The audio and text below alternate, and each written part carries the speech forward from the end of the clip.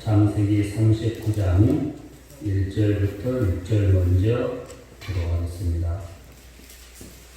요셉이 이끌려 애굽에 내려가매 바로의 신하 춘희대장 외국 사람 보디발이 그를 그리로 데려간 이스마엘 사람의 손에서 요셉을 사느라.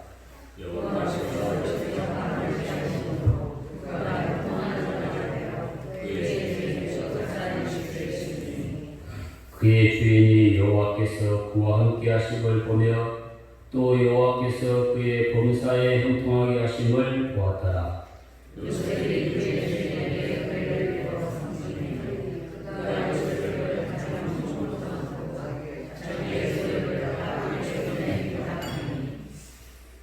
그가 요셉에게 자기의 집과 그의 모든 소유물을 주관하게 한 때부터 여호와께서 요셉을 위하여 그 애국 사람의 집에 복을 내리심으로 여호와의 운이 그의 집과 밭에 있는 모든 소유에 미친지라.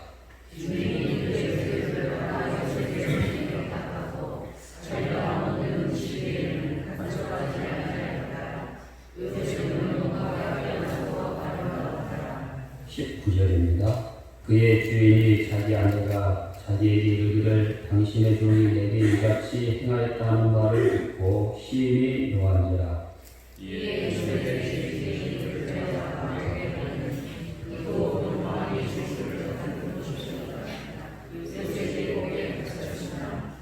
여호와께서 요셉과 함께 하시고 그에게 인자를 더하사 간수장에게 은혜를 받게 하시매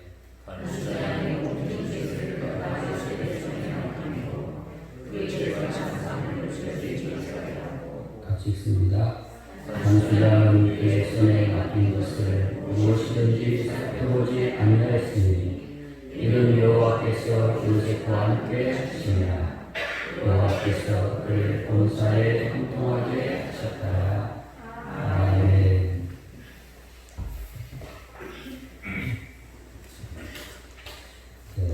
39장 전부를 집에서 읽어보시기를 바랍니다. 요셉이 애굽으로 내려갈 때는 대략 나이가 17세 정도였습니다. 그때는 학교가 없었기 때문에 요셉은 아버지 야곱에게서 교육을 받았을 것입니다. 요즘 말로 하면 홈스쿨링입니다. 아버지 밑에서 홈스쿨링을 하면서 교육을 받았을 것입니다.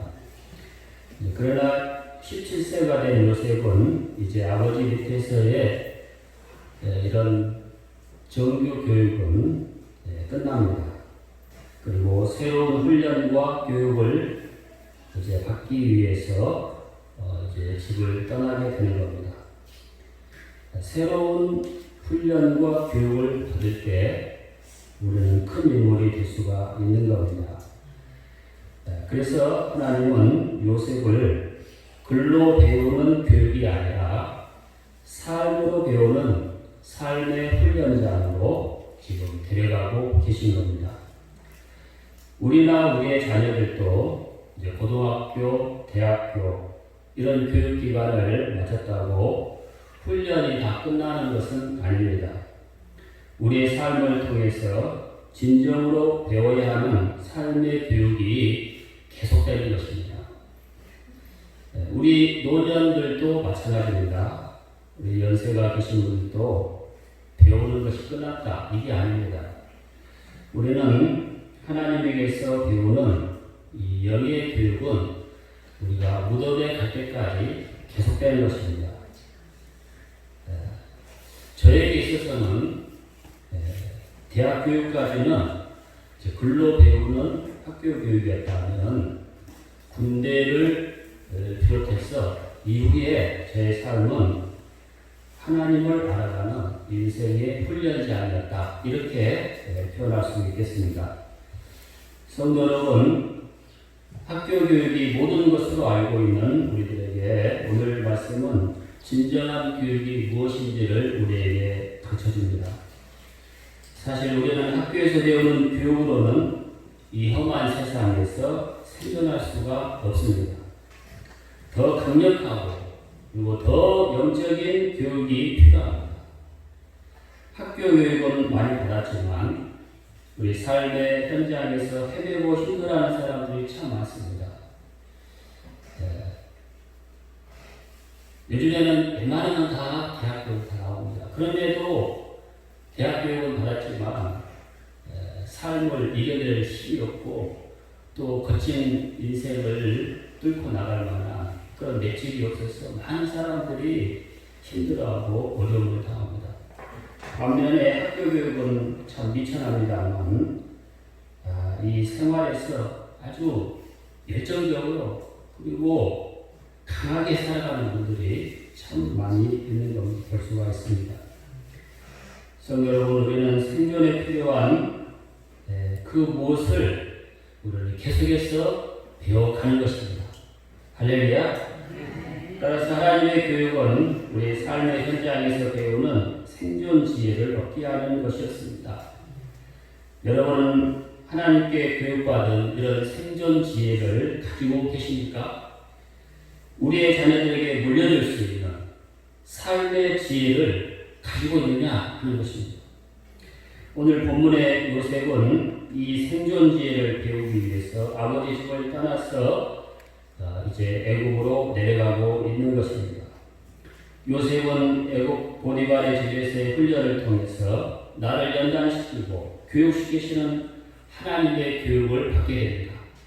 자, 그러면 오늘 하나님은 요셉을 애굽으로 인도하셔서 어떻게 훈련을 시키셨는가? 요셉이 하나님으로부터 받은 이 생존 지혜는 어떤 것인가를 여러분과 함께 같이 나누고 싶습니다. 요셉이 훈련받은 첫 번째 것은 환난 중에도 하나님이 함께 계신다는 것입니다. 할렐루야. 우리는 환난 중에는 하나님이 함께 하시지 않는다고 생각을 합니다. 환난이 너무 심하기 때문에 아무것도 보이지 않습니다. 환난만 보이는 겁니다. 요셉도 하나님의 훈련의 자리에서 너무나 큰 환난을 당하게 됩니다. 우리가 잘 아는 것처럼 형들에게 배신을 당하죠. 그래서 형들에게 버려지고 상인들에게 팔립니다. 갑자기 그것도 가장 친밀한 가족에게 참 배신을 당하는 겁니다. 이 고난이 정말로 감당하기 어려웠을 것입니다. 제가 요셉의 마음이라면 정말로 곧 죽고 싶은, 이게 살아서 무슨 의미가 있느냐 이런 생각이 듭니다. 앞이 캄캄하고 눈물밖에 나오지 않는 것입니다. 그런데 하나님은 그 환난의 자리에 요셉과 함께 계셨던 겁니다. 2절과 3절을 보면 여호와께서 요셉과 함께 하시므로 라는 말이 두 번이나 나옵니다. 그리고 39장 전체로 보면 이런 말이 4번이나 나오고 있습니다. 하나님은 가나안의 야곱 아버지 집만 계신 것이 아니라 애굽의 보디발의 집에도 계셨습니다. 할렐루야.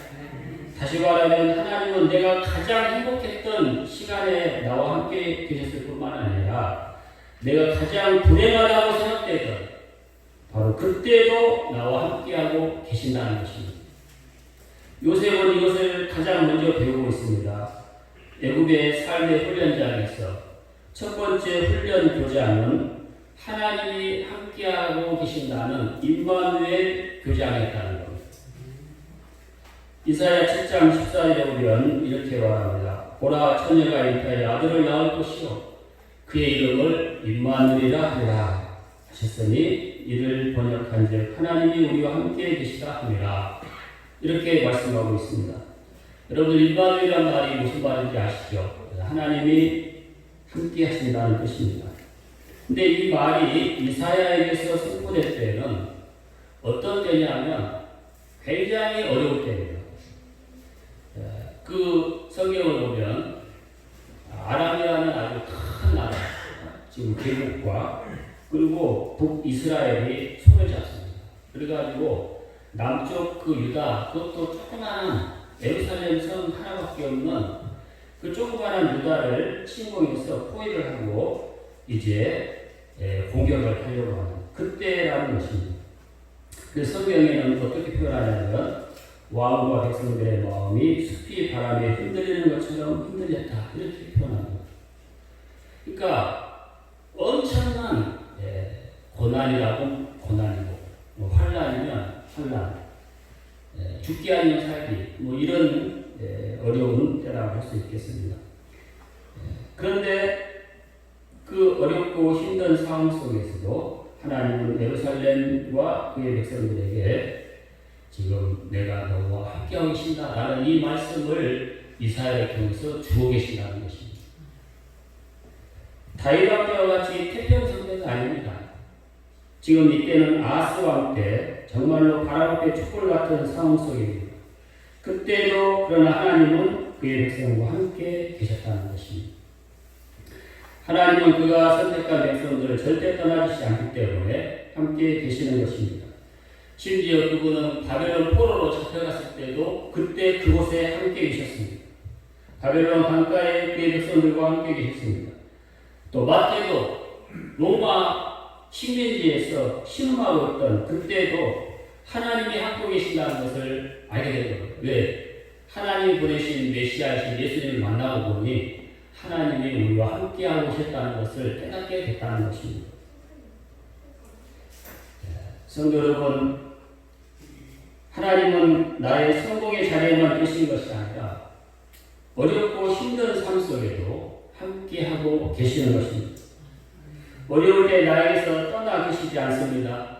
하나님이 나를 버렸다거나 하나님은 어려움에 처한 사람들을 안중에 놓다 이렇게 생각하는 이것은 마귀가 주는 생각이고 이것은 하나님이 원하시는 것이 아닙니다.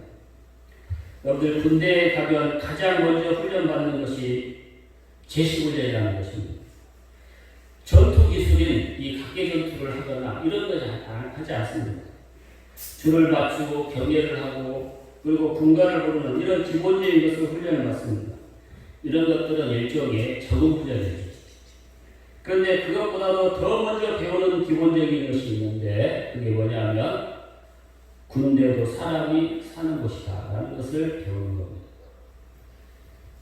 이것도 사람이 사는 곳이고 또 사람이 살만한 곳이다. 이걸 배웠습니다.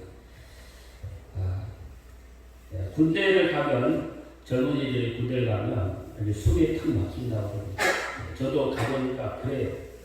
자유롭게 살다가 군대에 그냥 통제를 받고 화장실만 가더라도 둘이 같이 가야 돼요. 아무튼 혼자 있을 시간도 없습니다. 그리고 하라는 대로 해야 됩니다. 근데 얼마나 이 젊은이들이 답답하고 힘든지 모릅니다. 그래서 이때한 얼마 되지 않아서 많은 젊은이들이 탈영을 합니다. 아버지 집에서 편하게 살 때와는 전혀 다른 환경. 그래서 이 환경 자체에 적응하는 것이 우선인 겁니다. 그래서 적응하기 위해서 입소대들하는 데 가서 아무것도 안 하고 며칠간 있는 겁니다. 그래서 거기서 하는 일은 뭐냐면 그냥 몸무게 재는 것, 그리고 옷 받고 그냥 밥 주면 밥 먹고 이런 것밖에 안 합니다. 근데 저도 군대 가서 제가 이제 인상적이게 들은 말이 있는데 그게 뭐냐면 조교가 이런 말이에요. 여기도 사람 사는 곳이다. 이런 말이 지금도 저는 기억이 있습니다. 왜냐하면 제가 그만큼 어려워했기 때문에 군대에 가서 굉장히 어려웠어요. 모두가 다 그렇지만 그런데 그 조교가 딱 그 한마디를 해주더라고요. 여기도 사람 사는 것이다. 안심만 하는 겁니다. 제가 그 말이 굉장히 인상 깊어서 지금도 기억을 하고 있는데 제 경우에는 군대에도 하나님이 함께 계셨습니다. 할렐루야. 우리들의 삶의 훈련장에서 하나님께 배우는 이런 첫 번째 교육은 하나님이 나와 언제나 함께하고 계신다는 것입니다.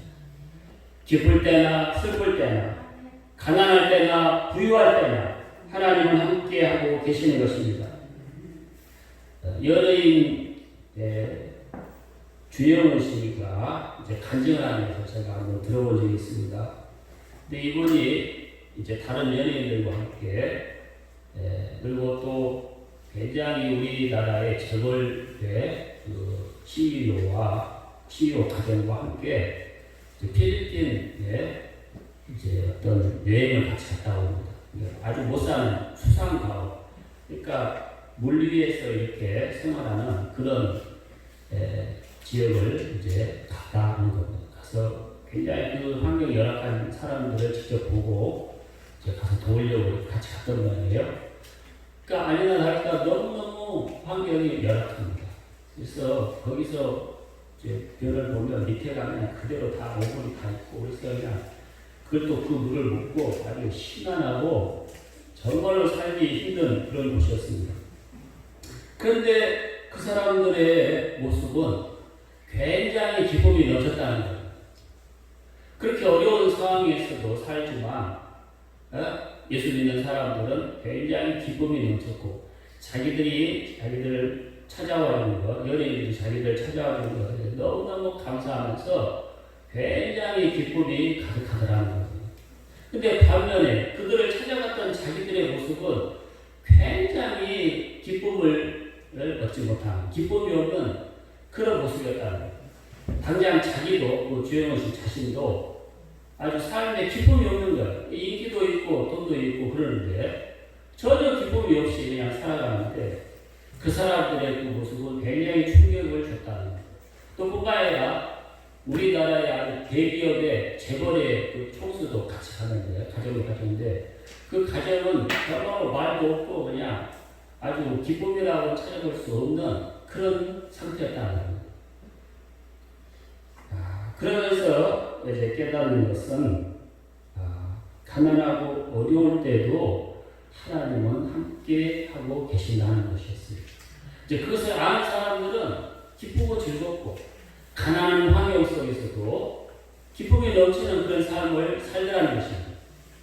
그러나 반면에 부자하고 부유하고 아주 잘 나가는데도 하나님이 다 함께하고 계신다는 것을 알지 못하기 때문에 굉장히 피폐하고 영이 죽어있는 그런 상태가 있더라는 겁니다.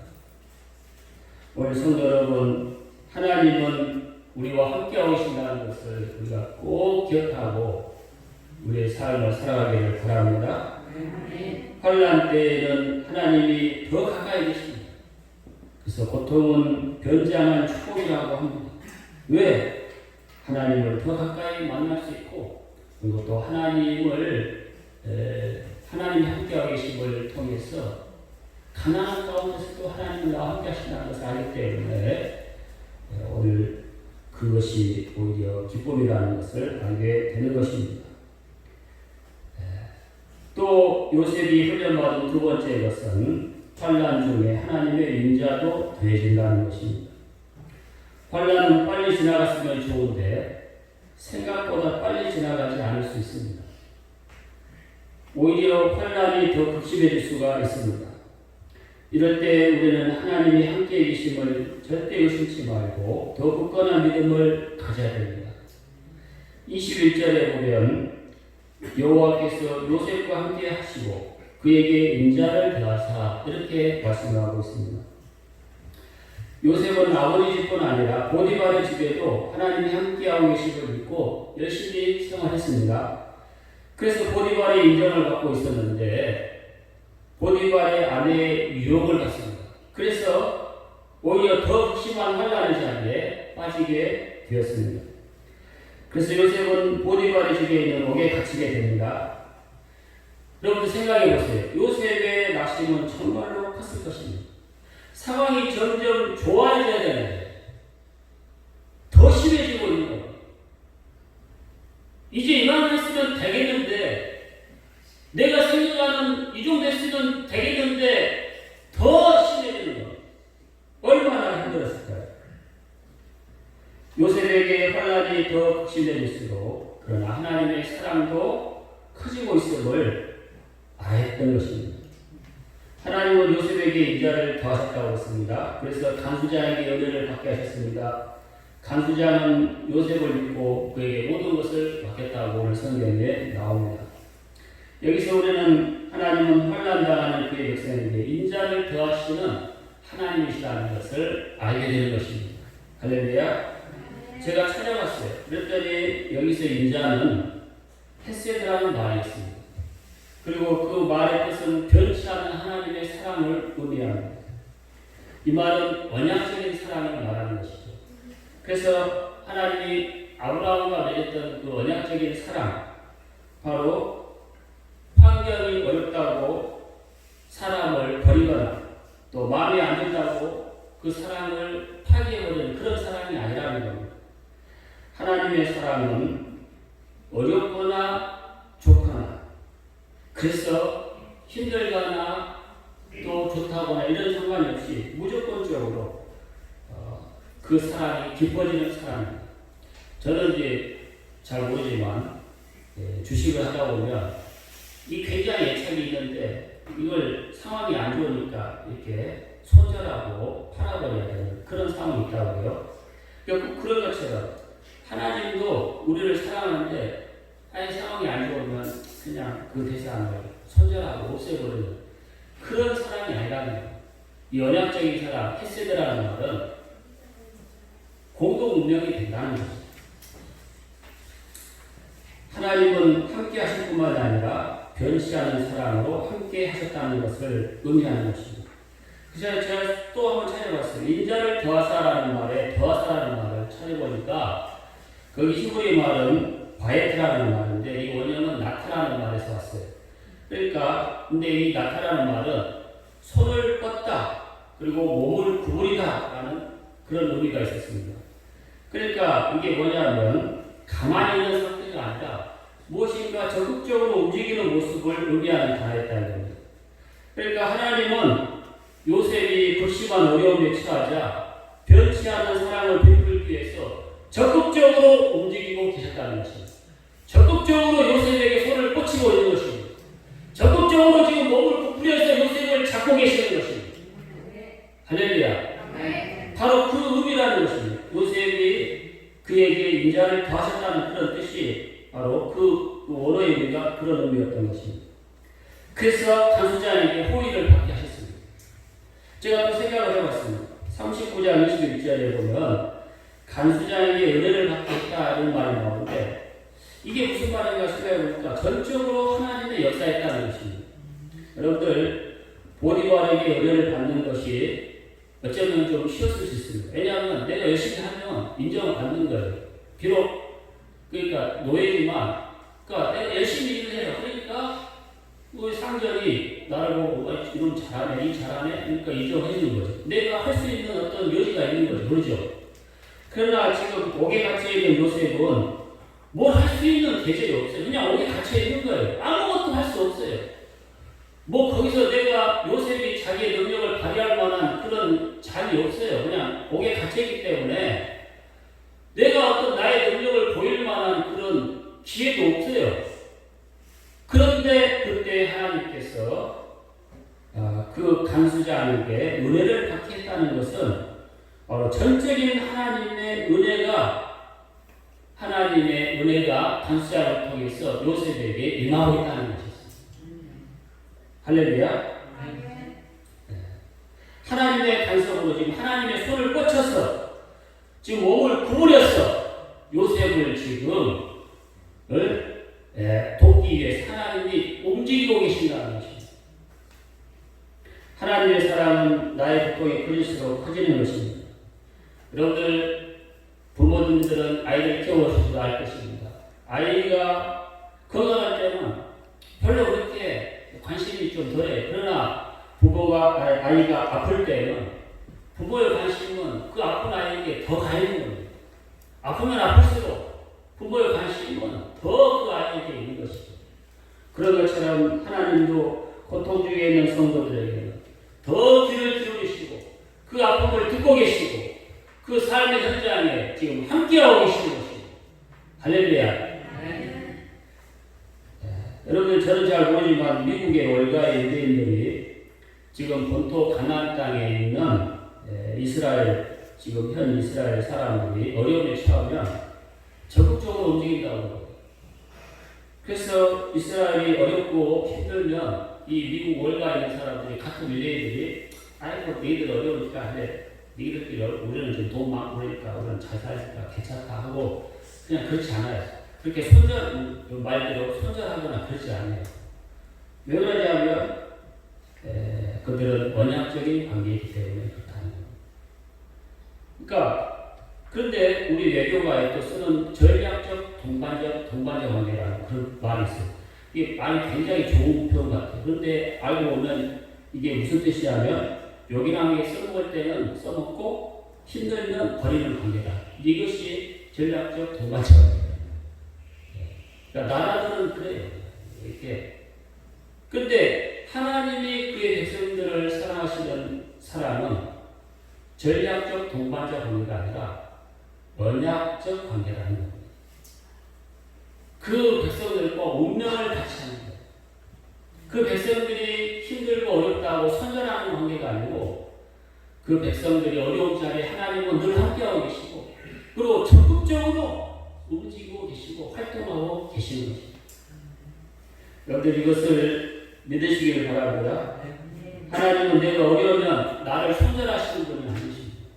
그분은 적극적으로 지금 나와 함께 이 어려움을 함께하고 계시고 그리고 그 어려움을 나누고 계시고 또 나는 알지 못하지만 하나님이 지금 움직여서 일하고 계신다는 것입니다. 지금 요셉은 이 삶의 현장에서 지금 그것을 지금 배워가는 것입니다. 요셉이 조용하게 잘 나가고 있어서 그걸 배웠다면 그걸 배울 수가 없었겠죠.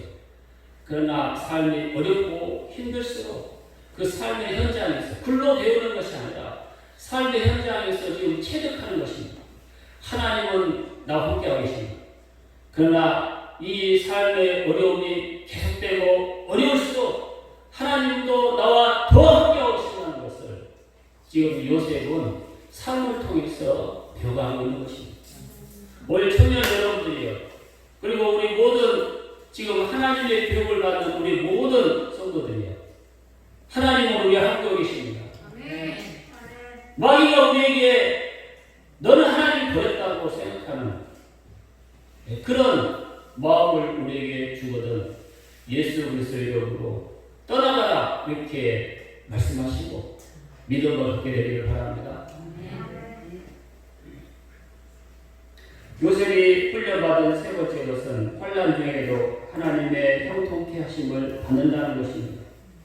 환난 중에도 하나님의 인자는 더해집니다. 때문에 성도는 환난 중에도 하나님의 보호하심을 받게 되는 겁니다. 환난 중에도 하나님의 형통케 하시는 복을 받게 되는 것입니다. 요셉도 환난이 더 극심해지지만 하나님은 여전히 함께 계셨을 뿐만 아니라 인자를 더해주시고 또 하나님의 형통케 하는 복도 계속 넘쳤습니다. 여기 39장 전체에 하나님이 요셉을 형통케 했다는 말이 3번이나 나옵니다. 지금 요셉은 가나안 아버지 집에 있는 것이 아닙니다. 갈수록 요셉의 형편은 어려워지고 있습니다. 그러나 요셉의 어려움이 가중되더라도 하나님의 형통의 복은 변함이 없었습니다. 23절에 보니까 여호와께서 그를 범사에 형통하게 하셨다라고 했습니다. 자, 그러면 요셉의 형통은 어떤 형통이었는가? 요셉이 옥중에서도 자유롭고 큰 돈을 벌었다는 의미에서 형통했다는 말이 아닙니다. 요셉은 하는 일마다 칭찬을 받았고 다른 사람도 복을 받게 했다는 의미에서 형통함을 얻었다는 겁니다. 여러분들 환난 중에도 그가 하는 일에 하나님이 함께 하심으로 요셉 자신이 복을 받고 또 요셉과 관련된 사람들에게도 복이 임했다는 것입니다. 여러분들 복의 결과가 꼭 요셉 자신에게 오는 것은 아니었습니다. 그렇지만 요셉의 형통은 계속되고 있었던 것이죠. 여러분들 우리는 생각하기를 형통의 결과가 꼭 나에게만 형통케 하는 복이 임해야 된다는 것을 우리는 생각합니다. 그러나 요셉을 형통케 한 복의 결과는 보디발에게 갔습니다. 그리고 간수장에게 갔습니다. 또 왕의 술잔을 맡은 관원이 차지하게 됐습니다. 5절에 보니까 이렇게 말합니다. 여호와께서 요셉을 위하여 그 애국 사람의 집에 복을 내리심으로 여호와의 복이 그의 집과 밭에 있는 모든 소유에 미치리라 이렇게 되어 있습니다. 그러니까 요셉 자신이 복을 받은 게 아니라 요셉을 통해서 보디발의 집의 모든 소유가 복을 받게 됐다는 거예요. 하나님이 함께 하심으로 얻는 형통의 복은 꼭 그 복이 나에게 오는 것은 아니라는 거예요. 나에게만 와야 하는 복은 없는 것이죠. 오히려 나에게 오지 않고 다른 사람이 차지하게 되는 일이 더 많습니다. 내가 환난 중에도 하나님이 함께 계심을 믿고 성실하게 일했지만 그 결과가 나에게 주어진 것이 아니라 다른 사람에게 간다는 것입니다. 다른 사람에게 주어질 수 있다는 것입니다. 이런 걸 볼 때 우리는 굉장히 좀 마음이 안 좋고 멘붕일 수 있습니다. 저도 그런 경험을 해본 적이 있습니다. 굉장히 어려울 때, 그런데 내가 그래도 성실하게 일했을 때 그 모든 어떤 결과들이 다른 사람에게 가다는 거예요. 나중에 이것이 하나님의 훈련이었다는 것을 저는 알았다는 겁니다. 아브라함이 하나님께 선택될 때 여러분들 너는 복의 근원이라는 그런 말을 들었습니다. 아브라함 자신도 복을 받지만 아브라함은 복의 근원이었습니다. 복의 통로입니다. 주변 사람들을 복되게 하는 사람이라는 거예요. 여러분들 그래서 미국이 세계적으로 이렇게 부흥해 나가야 되는 것은 바로 이 청교도들이 신앙의 결단에서 그 미국의 새로운 땅에서 하나님을 의지하고 열심히 살았던 그런 결과입니다. 오늘 우리 대한민국이 또한 이렇게 잘 사는 나라가 된 것도 그 전쟁의 표 속에서 하나님을 믿는 신앙인들이 열심히로 일함으로 원래 대한민국이 부흥한 나라가 되었다는 거 저는 믿습니다. 또 세계 모든 나라가 다 그렇습니다. 복음이 들어가는 곳. 그래서 경제적으로 성장하고 하나님의 복의 근원이 되는 그런 나라들을 우리는 보게 되는 것입니다. 여러분들 지금 요셉은 훈련 중에 있습니다. 그래서 요셉의 형통이 다른 사람에게 나타나고 있습니다. 그러나 머지않아서 그 결과가 요셉 자신에게 올 때가 있을 것입니다. 요셉의 형통이 보디발과 간수장과 수간에게 주어졌지만 나중에 그들이 요셉이 총리의 자리에 올 때 요셉을 인정하지 않을 수가 없었던 것입니다. 자기보다 비록 신분이 낮은 그런 히브리 종의 모습이었지만 노예였지만 그러나 요셉이 총리의 자리까지 올라갔다는 것을 그들은 인정하지 않을 수 없는 거예요. 왜? 자신들이 그 요셉의 복을 받아봤기 때문에 요셉을 통해서 주신 하나님의 복을 자신들이 누려봤기 때문에 이 사람은 정말로 내가 부인할 수 없다는 것을 깨닫게 된 것이죠. 그래서 나중에 보면 요셉이 총리에 올 때 모든 외국 사람들이 다 좋아합니다. 한 사람이라도 반대하거나 그랬다는 말이 없어요. 여러분들 오늘 우리가 비록 고난 가운데서도 하나님은 우리를 형통케 하고 계시다는 것을 믿으시기 바랍니다. 꼭 그것이 나에게 직접적으로 주어지진 않더라도 내가 고난 가운데서 성실하게 일하고 하나님을 의지하고 열심히 살아갈 때에 비록 그것이 다른 사람에게 그 복이 가고 있다 할지라도 하나님은 형통케 하고 계심을 형통케 하는 복을 계속 주고 계신다는 것을 우리는 믿어야 됩니다. 그리고 그 때가 반드시 그 복이 나에게 임하고 그래서 하나님이 나를 통해서 일하실 때가 반드시 있다는 것을 믿으시기를 주의 이름으로 축원합니다. 오늘 그래서 우리는 환난 중에라도 우리는 하나님이 주시는 형통의 복을 찾고 그 복을 주시는 하나님을 경배하고 찬양해야 됩니다. 꼭 나에게 오지 않을 수도 있습니다. 다른 사람에게 갈 수도 있습니다. 그러나 하나님이 복을 주고 계시다는 것은 믿어 의심치 말아야 됩니다. 그러니 환난 중에도 우리는 열심히 일하고 너를 통하여 복이 이 땅에 임하도록 하게 해야 될 줄로 믿습니다. 요셉이 지금 아버지 집을 떠나서 하나님의 훈련을 받고 있습니다. 우리 젊은이들 뿐만 아니라 오늘 우리 모든 성도들은 우리가 무덤에 갈 때까지 우리는 지금 하나님의 훈련장에서 우리가 하나님이 나와 함께하고 계신다는 것을 그리고 어려울수록 하나님의 인자는 더해진다는 것을 그리고 어려울수록 어려운 가운데서도 하나님은 나와 함께 하심으로 나의 삶을 형통케 하신다는 보호하시고 인도하신다는 것을 우리는 꼭 믿어야 될 줄로 믿습니다. 이것이 바로 오늘 우리 삶의 훈련자에서 우리가 꼭 기억하고 그리고 알아야 될 그런 메시지라는 것을 기억하십시다.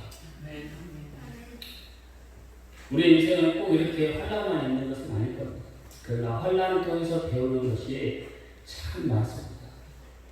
그래서 오늘 아이들이 나의 인생에 이런 환난이 있다면 하나님의 훈련자인 것을 알고 그걸 통해서 하나님을 더 깊이 알고 그리고 하나님이 우리를 인도하실 것을 기대하면서 힘있게 인내 안에서 살아가기를 주의 이름으로 축원합니다.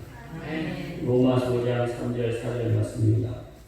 다만 이뿐 아니라 우리가 환난 중에도 즐거워하나니 이는 환난은 인내를 인내는 연단을 연단은 소망을 이루는 줄 알미로다. 아멘. 기도하겠습니다. 하나님 아버지 감사합니다.